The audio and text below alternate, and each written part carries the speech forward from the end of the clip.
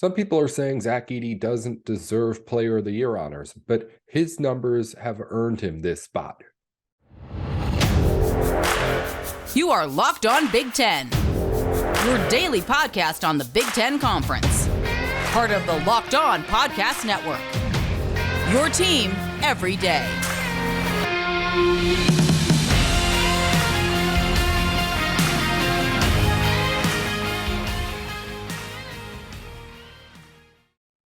Hey, you're listening into Locked On Big Ten. I'm your host, Nate Dickinson. Coming up on today's show, we're going to take a look at everything going on in Big Ten basketball, from awards recognition coming the way of some of the Big Ten's best to the players on the way out as of just today.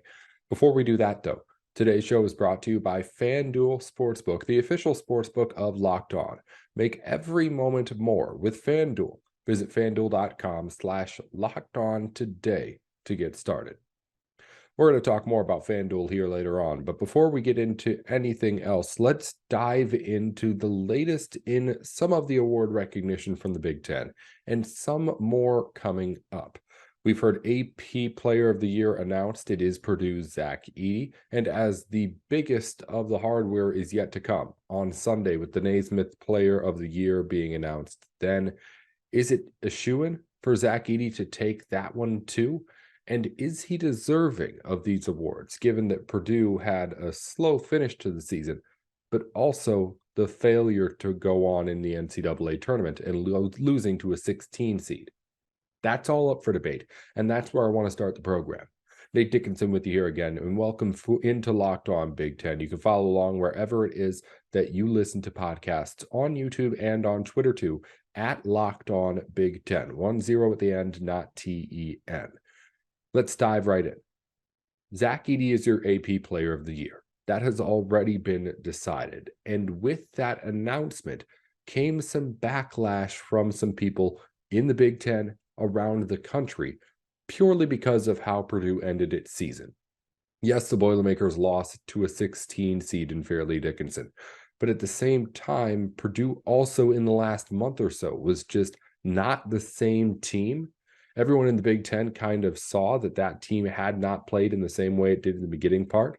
And while everyone knew that the talent was there and Edey was leading the way, of course, there was a hesitancy, I feel like, to say that Purdue was a real contender. And when they lost in the first round, that was a confirmation for a lot of people that the Boilermakers never were really legit.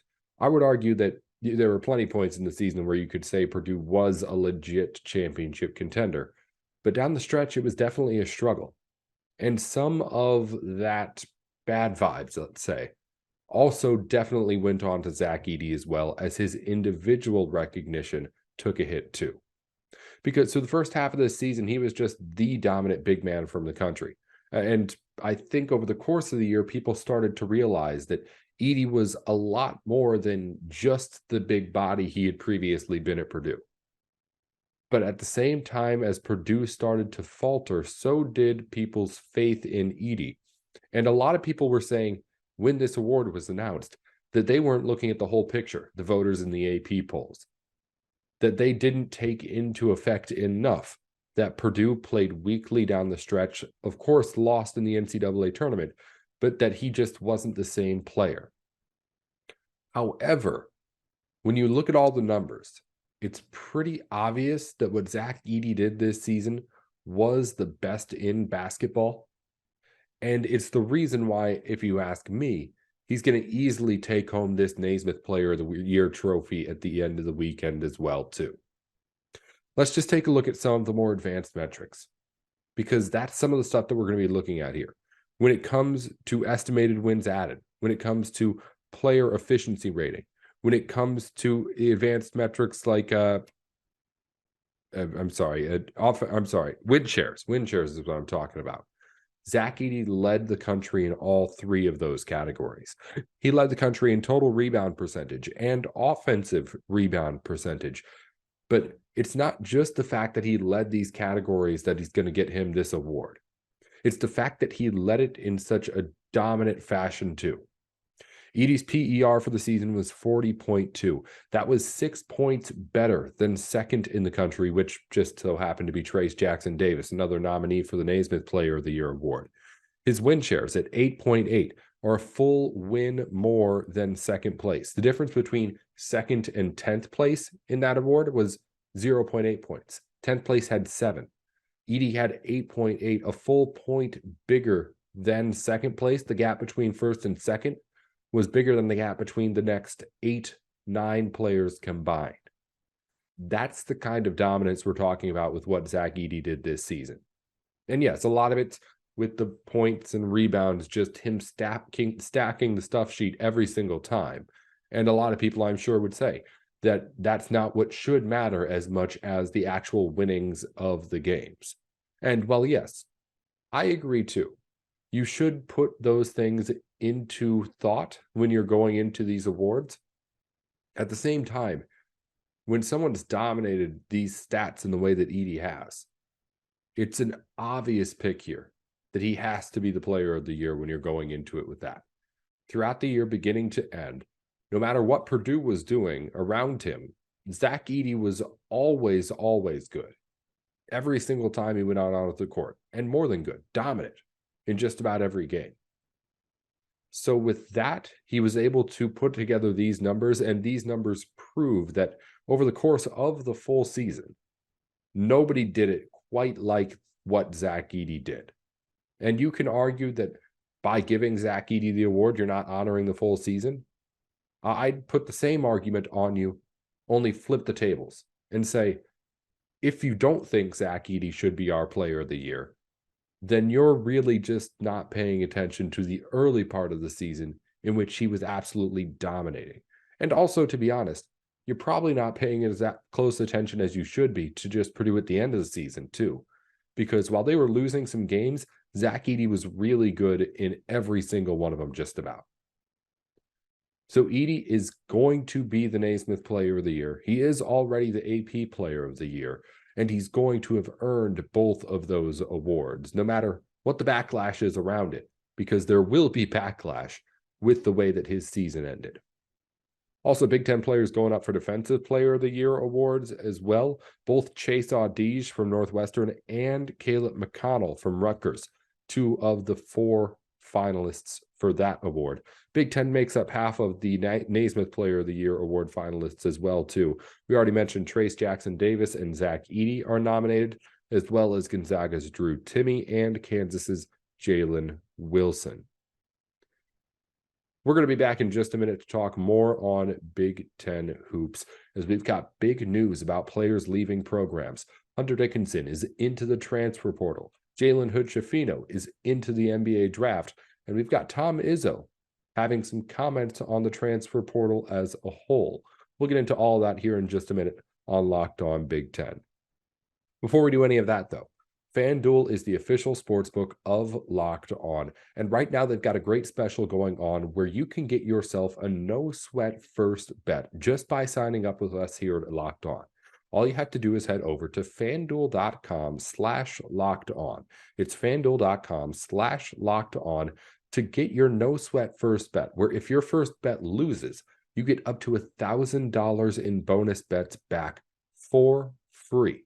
That's all sorts of free money for you to play with if your first bet doesn't hit over at FanDuel. So you don't have to sweat it if you start your account and make your first bet here today.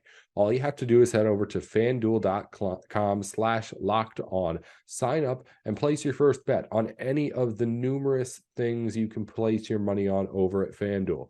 You can bet on money lines for games, spreads, props, anything like that. Baseball starting up. Final Four, of course, this weekend. You can put your money on any of it and have a no-sweat first bet with guaranteed money coming back to you, thanks to FanDuel and us over here at Locked On. All you have to do, again, is go over to FanDuel.com/lockedon and get started today. That's FanDuel.com/lockedon. Let's continue with Big Ten news on the basketball court, as we've got big news on players leaving. Let's start with Indiana's Jalen Hood-Schifino, who announced his eligibility for the NBA draft and in all likelihood ended his college career today. He said that he will be leaving the Indiana Hoosiers to explore the draft process. He is currently projected as a lottery pick, according to ESPN at the very least. He should be right on that edge of the top 14 picks. And he does have, right now, probably the highest draft potential of any Big Ten player in this draft class. There will be other Big Ten players drafted. Jet Howard may go right before him too, depending on how things shake out. But at the moment, I'd say Hood Schifino is, at least right now, with what he's been able to show out there, the best Big Ten prospect for this year's NBA draft class. His ability to score, and especially the way he just turned that on at the end of the season too, I think really convinced a lot of NBA scouts that this guy is legit. He's fast. He's a great shooter. He's going to be able to do the things that NBA coaches want him to do. He's got that kind of modern NBA game to him. So I'm looking forward to seeing where Jalen Hood Schifino goes in this draft and who he ends up going to as well. Because depending on the fit, he could have a chance to make an impact right away. Other big news out of the Big Ten, maybe bigger for the future of college basketball, of course.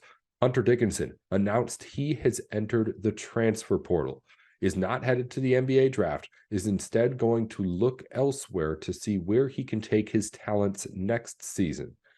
My take here is Hunter Dickinson, if you ask me, is not going to be remembered nearly as well as he should for his performance here with the Michigan Wolverines.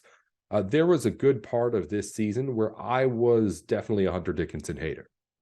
Yes, he had done well, but as far as the counterparts that he has out there, which turned out to be National Player of the Year candidate counterparts, he just wasn't stepping up for Michigan in the way that Zach Edey was for Purdue or Trace Jackson Davis was for Indiana. And yes, that's a high bar to try and live up to.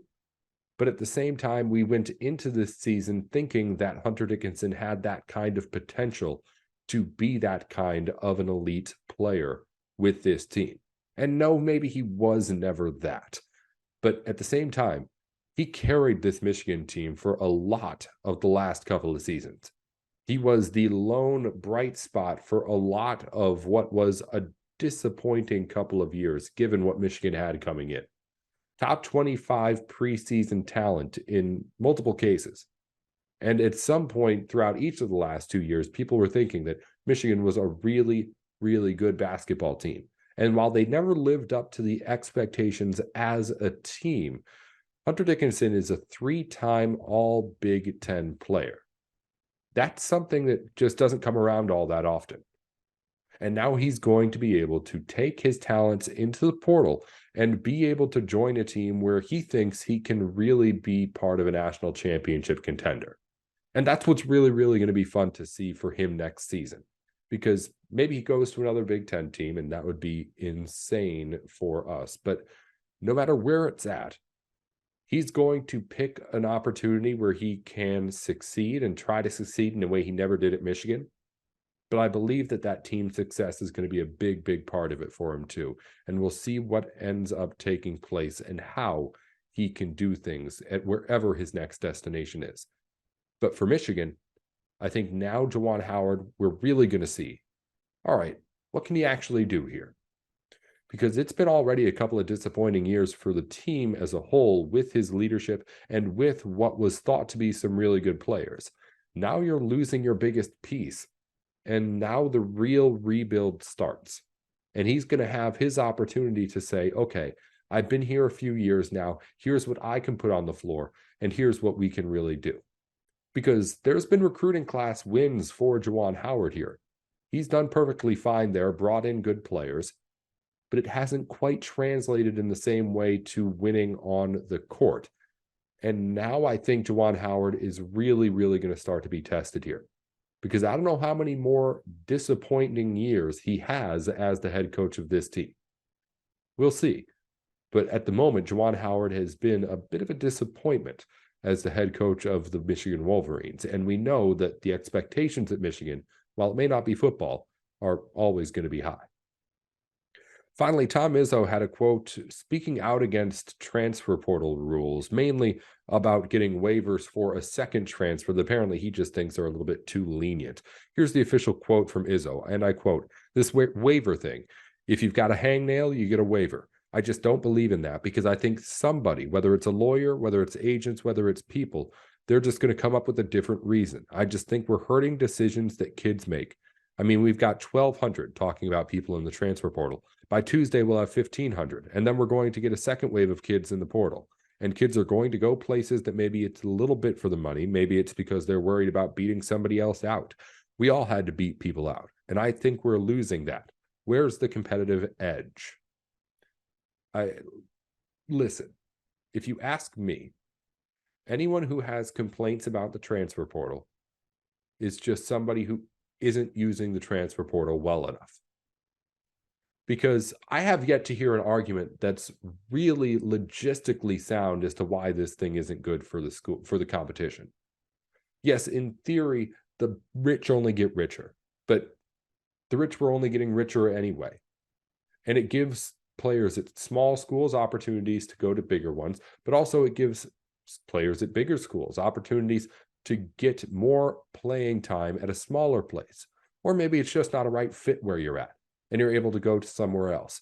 And by the way, he's complaining about the second time a player's transferring, which isn't even legal according to the NCAA. He just thinks that the waivers are getting too lenient with where those kids are going. Again, if you're upset about the transfer portal, you're just not good enough at it. And Tom Izzo, I'm sure, is just mad that somebody else is beating him out on some other players. I really, really don't think that I shouldn't say he doesn't believe it, because I'm sure there is some part of Tom Izzo that's just old-fashioned and doesn't like the change. But I know for a fact that if he was killing it in the transfer portal, he would not be saying these things. That's what it is with the transfer portal, with NIL. The people who are upset about it are the ones who just aren't winning with it, who haven't figured it out and aren't as good at it as everybody else is. Because if it was helping you, you wouldn't be complaining, whether you actually liked it or not. So for Tom Izzo, I say just get over it.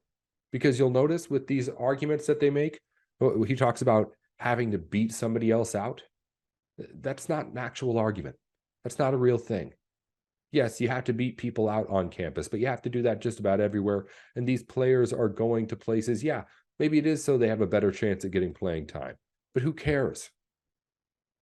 If it was going to be a struggle for him to play at all on your team, then he's better served somewhere else. And your roster spot is honestly probably better served being filled by somebody else. It's just stupid for these people to think that we can't see right through them. Because, yeah, I guess I believe that Tom Izzo legit doesn't like people transferring all that much. And there surely is some sort of, I've been a coach forever and I don't like the change about it. But again, if it was helping him, he wouldn't be complaining. So I take no value in what he says when he complains about it. Let's continue on and finish up the show here by getting you Big Ten news from around the country. As I mentioned, Zach Edey has been named the AP Player of the Year, wins the award. Oscar Tshiebwe of Kentucky won it last season. Obi Toppin of Dayton, almost said Daytona earlier before that. He becomes the first Purdue player in, I don't know how long it's been to be since their last, I won't even get into it then. Moving on. Mike Hastings has been named new Wisconsin hockey coach. He takes over the men's squad in Madison. Indiana women's basketball coach Terry Morin has been named AP Coach of the Year on the women's side. In golf, Michigan's Monet Chung, Illinois' Crystal Wang, and Ohio State's Kaylee McGinty have made the cut to the final round of the Augusta Women's Amateur. There are 17 Big Ten players on Major League Baseball opening day rosters, a whole bunch of schools tied with 3 players apiece. And we have 3 Big Ten players named finalists for the Hobie Hat Trick. Michigan's Adam Fantilli, Minnesota's Matthew Knies, and Minnesota's Logan Cooley. Finally, in recruiting news, 5-star quarterback Jaden Davis has committed to the Michigan Wolverines. The 2024 QB was the number 35 recruit according to ESPN's rankings. He had offers from Bama, Georgia, Ohio State, everyone in the country, but it's Jim Harbaugh who gets the big win. That'll do it for news just around the Big Ten here as we wrap things up for today's episode. Be sure to, once you're done here, check out Locked On College Basketball. Experts Isaac Shade and Andy Patton bring you everything you need to know on and off the court, plus hear from the big-name experts, coaches, and players throughout the basketball landscape. Locked On College Basketball, available on YouTube and wherever you get your podcasts. Thanks for tuning into Locked On Big Ten here today. Be sure to follow along with us wherever you get your shows on YouTube and on Twitter too. It's at Locked On Big Ten when you're typing it out, not TEN. I'm Nate Dickinson at Nate with Sports on Twitter with Locked On.